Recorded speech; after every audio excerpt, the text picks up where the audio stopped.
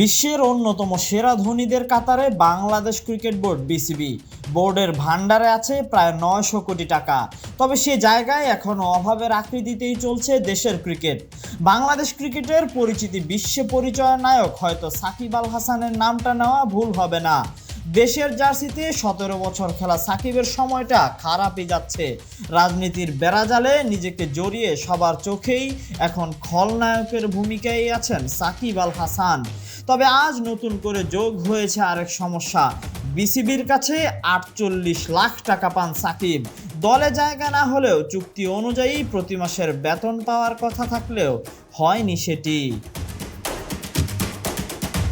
বিসিবির বোর্ড মিটিংয়ের পর ক্রিকেটারদের চুক্তি নিয়ে কথা হয়েছে, যেখানে ক্রিকেটারদের বেতন বৃদ্ধি পাবে এই বিষয়টি একরকম চূড়ান্তই ধরা যায়।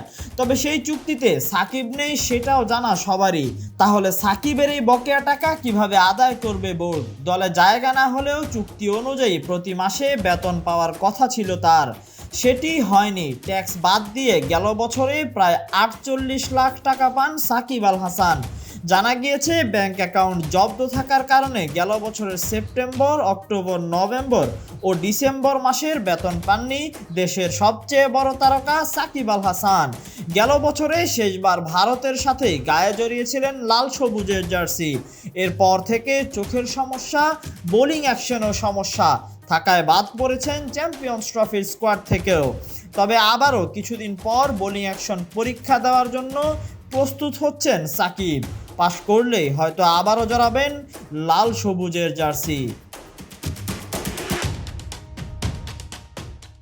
Tahsin Ahmed, BD archive.